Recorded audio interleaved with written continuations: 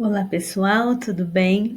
Dando início ao nosso primeiro conteúdo sobre doenças reumáticas, vamos ver um pouquinho o contexto históricos e a epidemiologia das doenças reumáticas. Então, é uma doença comum, é considerada popularmente como artrite, né? É, é uma doença que compromete, na realidade, e tem 100 tipos diferentes que elas são classificadas. Ela atinge principalmente os músculos, ossos, ligamentos, tendões e articulações. Falando um pouquinho sobre a fisiopatologia, ela tem uma função importante, né? A nossa articulação tem uma função importante, principalmente relacionada ao líquido sinovial, né? Que ajuda e tem a função do movimento, né? Embora cada indivíduo possua essa parte estrutural e a amplitude desses movimentos diferentes um do outro. Em uma articulação normal, uma superfície lisa e elástica para o movimento é fornecida pela cartilagem articular, que reveste a extremidade óssea dessa articulação, ou seja, que justamente beneficia e promove o movimento dessa articulação. Revestindo a superfície interna dessa cápsula fibrosa está a membrana sinovial, o líquido sinovial ele composto também, que secreta o líquido para dentro do espaço entre os ossos, que vai fazer com que haja a proteção daquela cartilagem e daquele tecido ósseo. Esse líquido sinovial atua como amortecedor de choque e como lubrificante. A articulação é a área mais comumente afetada pela inflamação e degeneração são notadas com relação às doenças reumáticas.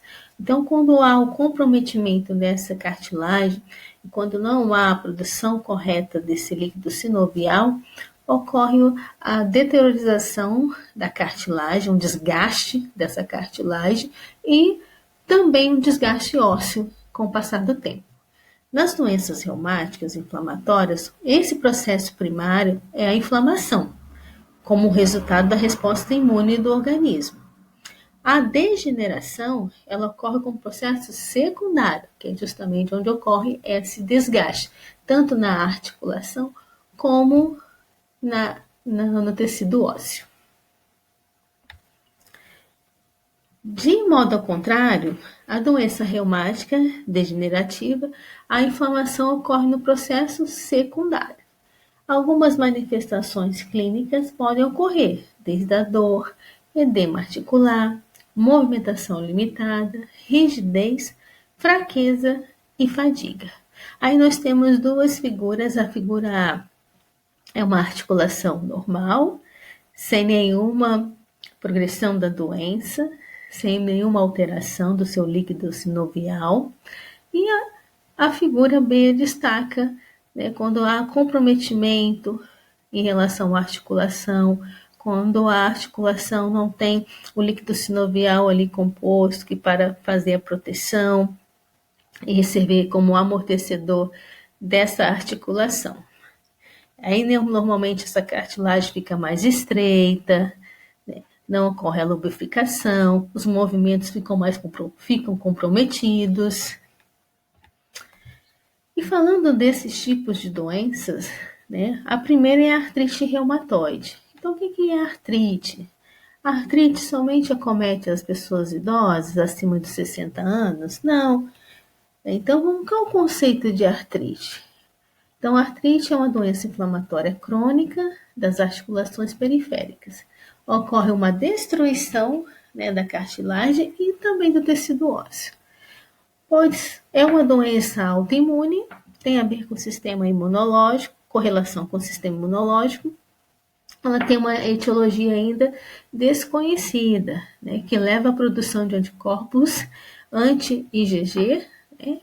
Esses complexos AG e AC depositam nessas articulações, fazendo com que ocorra a sinovites, que justamente há esse processo inflamatório. que ocorre o desenvolvimento dessa doença? Podendo começar desde criança, né, atingindo até na fase do idoso. É comum em mulheres por volta, né, a doença se identifica em mulheres por volta dos 50 anos de idade. E pode ocorrer história de artrite reumatoide na família. Alguns fatores de risco podem levar à predisposição da doença.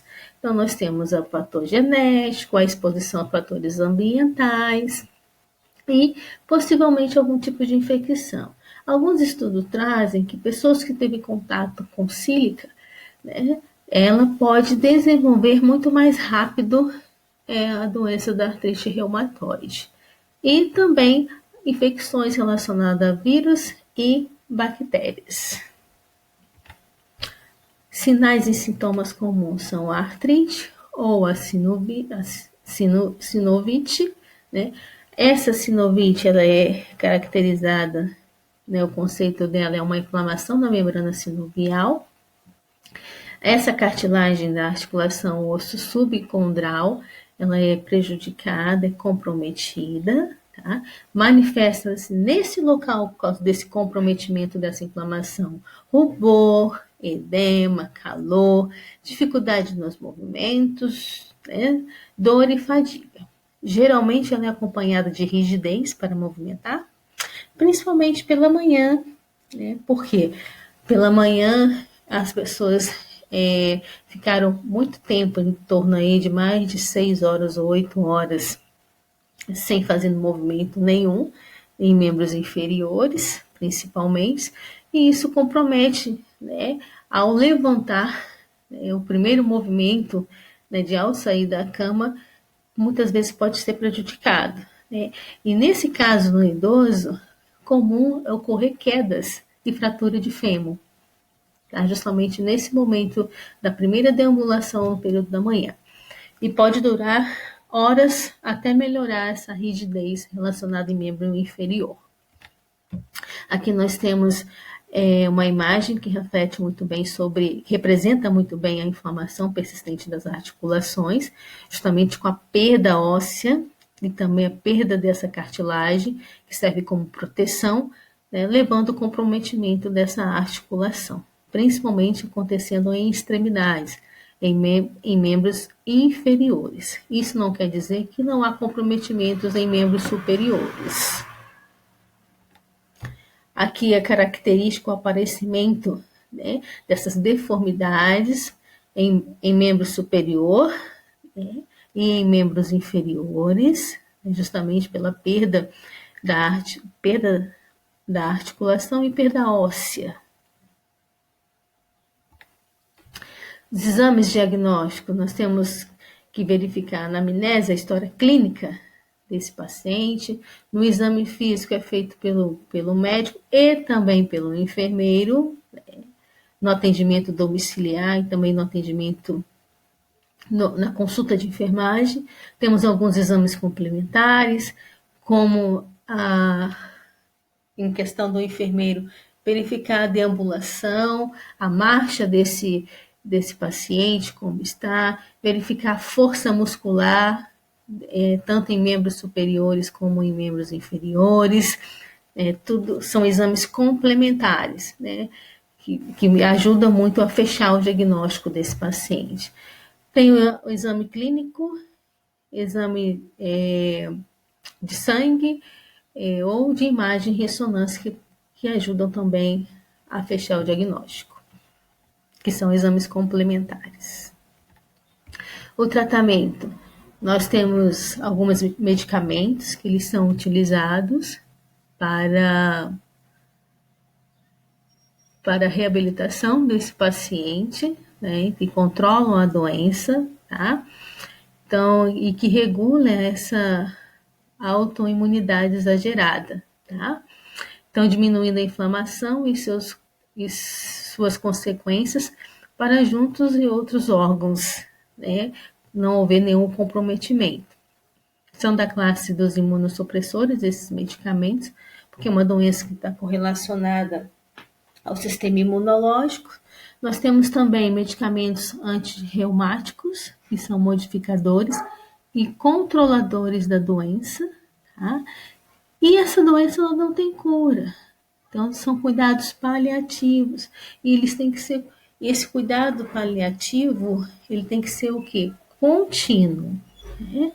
Então, além dos tratamentos medicamentosos, nós temos também atividades que podem ser realizadas com esse usuário, com esse cliente paciente, para melhorar ainda mais a sua reabilitação. Então, temos atividade física, nós temos atividades complementares, que são hoje utilizadas pelo Sistema Único de Saúde. Na gravidez, pode também comprometer, então nós temos alguns cuidados importantes relacionados à gestação, né, que ela, grávidas, né, gestantes que têm artrite reumatoide, essa gravidez tem que ser programada. A avaliação do estado da artrite reumatoide também deve ser acompanhada desde o início da gestação. O uso de medicamentos antes e durante a gravidez e depois do parto, né? No período de amamentação, tem que ter o acompanhamento de um profissional da área da saúde. E alguns medicamentos que são utilizados são a hidroxicloroquina, a nossa famosa hidroxicloroquina, e a sulfasalazina, que também é utilizada para o sistema imunológico. Nós temos aqui alguns diagnósticos relacionados à artrite reumatoide, né? Desde o diagnóstico relacionado à dor, com inflamação, fadiga relacionada à atividade patológica aumentada e alguns cuidados de enfermagem importantes. Outro diagnóstico está relacionado à mobilidade física prejudicada e distúrbio na imagem corporal relacionado às alterações físicas. Então, nós temos aqui as atividades complementares que podem ser utilizadas. Então, desde relacionada à atividade física, acupuntura, hidroginástica, então, aromoterapia, auriculoterapia. Então, são todas atividades que podem ser executadas por pessoas que têm artrite reumatoide e que promovem uma qualidade de vida a esse paciente. Uma outra doença relacionada a artrites, né? As doenças reumáticas, nós temos a fibromialgia, muito comum, é difícil de ser diagnosticada. Ela se confunde muito a fibromialgia com artrite reumatoide, se confunde muito também por dores frequentes relacionadas com até esclerose múltipla. Né? Então, a doença que tem que ser avaliada, ela ocorre causas, né, dores crônicas frequentes, que pode levar por mais de 3 meses. Essas dores são difusas e contínuas. Ocorre alteração do sono, na qualidade do sono dessa pessoa. É comum em mulheres, né? Essas dores são generalizadas, então se espalham pelo corpo todo, elas migram de um lugar para o outro. Então, os principais sinais e sintomas são dores leves, moderadas e intensas. Normalmente caminham, é a sensação que o paciente relata que caminham pelo corpo, são sentidas nos ossos, músculos, articulações e até na pele. Ela fica tão sensível, né, ela sente tanta dor que até ao palpar a pele ela sente a dor relativa ali. Muitos pacientes relatam piora, né, com a mudança de temperatura, né, principalmente com a chegada do inverno. Alguns relatam que ocorre o aparecimento de caroços, né, que são nódulos musculares e edemas difusos pelo corpo. Então, uma doença que é uma doença que é difícil de diagnóstico, que pode ser confundindo com outros tipos de patologia, e que ela tem que ser feito para fechar esse diagnóstico uma boa anamnese, um acompanhamento, vou fazer a busca do histórico desse paciente. As causas, a predisposição genética pode ser uma delas, tá? Famílias, pai, mãe, avós que já teve fibromialgia, os filhos podem ter. Certos traumas podem ser um gatilho, principalmente traumas físicos e emocionais, pode ser um gatilho para levar à fibromialgia. A obesidade e o sedentarismo pode ser uma outra causa. Artrites e lúpus eritematoso são doenças que estão atreladas ao sistema imunológico, também podem desencadear a fibromialgia. Períodos de vida como o climatério também podem servir como gatilho para o início dessas dores. O tratamento, existe controle da doença, mas não existe a cura da doença. Então, o tratamento é baseado em 3 pilares. O conhecimento da doença após o fechamento do diagnóstico. Então, você informar o paciente, esclarecer o que é as dores que ele sente, o porquê que ele está sentindo essas dores. E que não existe uma cura, existe um controle da doença. Aí, necessariamente, não só por via medicamentosa. Quando a gente fala esse conhecimento da doença, levar a informação ao paciente, é importante esclarecer toda a dúvida desse paciente. Medicações são utilizadas para o controle da dor, aumento do sistema imunológico e atividade física, com terapias complementares, são muito utilizadas e são eficazes nesse momento, justamente para prevenção da dor, para não aparecimento da dor, que é um dos principais sinais e sintomas, e também para ter uma qualidade de vida. Os medicamentos que são mais utilizados são os analgésicos, relaxantes musculares, antidepressivo, que pacientes com fibromialgia podem evoluir para uma depressão. Nesse caso aí, esses antidepressivos são utilizados em baixas quantidades, em baixas dosagens, tá? E medicações específicas para fibromialgia. Nós temos lá a pregabalina e a duloxetina, que são muito utilizados em pacientes com fibromialgia. Uma outra doença característica que tem relação com doenças reumáticas é a gota. Creio que vocês já ouviram falar sobre ela, né? É um tipo de reumatismo que causa artrite. Ela é caracterizada principalmente por a inflamação ali na articulação e é comum aparecimento do sinal e sintoma como dor, edema, rigidez e deformidade.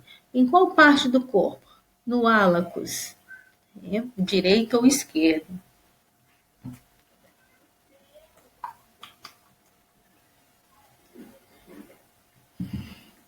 Geralmente, a primeira começa no hálux, que pode iniciar em outras articulações.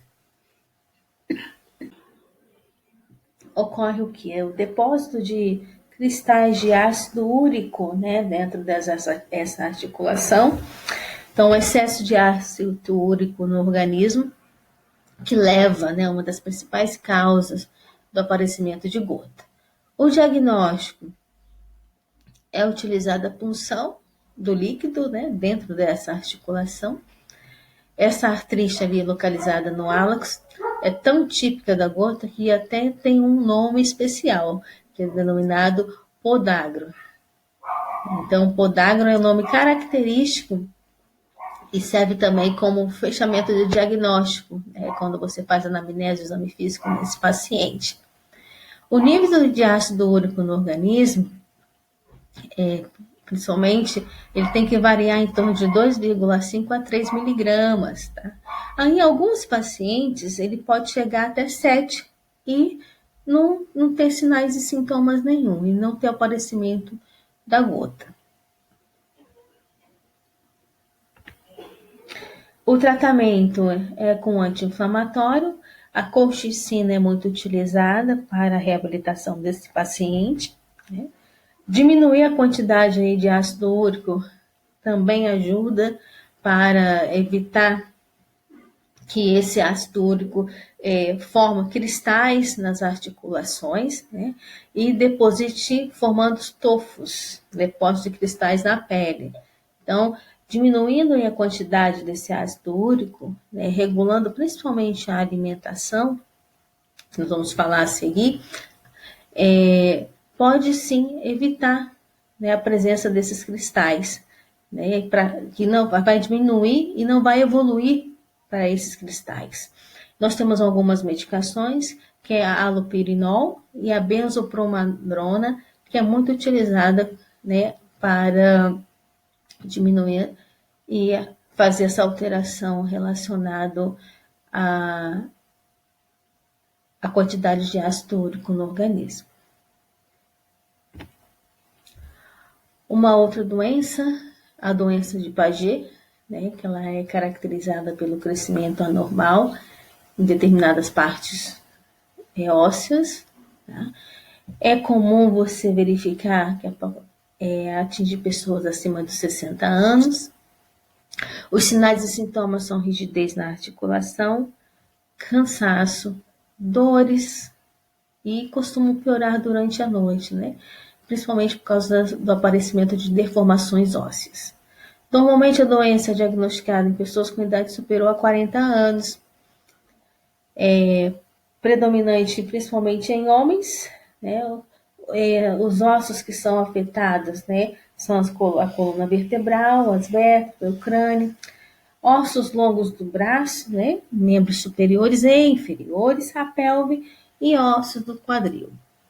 A monostótica é caracterizada por monostótica e poliostótica. O que significa isso? Monostótica é quando se caracteriza quando a doença atinge somente um membro ou uma parte óssea. Tá? E poliostótica é quando atinge todo o corpo do paciente, tanto em membros superiores quanto em membros inferiores. Nós temos aqui uma imagem bem característica da doença. Você vê a curvatura principalmente relacionada aos membros inferiores e inferiores, né? Braço mais alongado, né? As pernas arqueadas. Então, por que causa isso? Né? Então, os osteoclastos, né, como os osteoblastos, tornam-se superativos, né, em algumas áreas dos ossos. E essa velocidade, conforme eles for produzindo, forem crescendo, né, são degradados e reconstruídos. Né? Então, eles começam a produzir e a crescerem numa velocidade muito maior do que o esperado. Né? Com isso, né, ocorre essa transformação, como se fosse uma calcificação desse local. Então, as áreas superativas aumentam, mas, apesar de serem grandes, são estruturalmente normais, porém, em alguns casos, são fracas, são frágeis. Né? Em algum momento pode ter alguma lesão, né, nesse local. Então, para reabilitação desse paciente, nós temos também as orientações relacionadas à atividade física, né, a atividades complementares, terapias complementares, desde os shiatsu até a acupuntura, auriculoterapia, reflexologia, né, que são muito utilizadas para a qualidade de vida desse paciente. Essas são as referências que nós utilizamos, né, que foi utilizada para a organização e planejamento dessa aula. Muito obrigada. Até a próxima.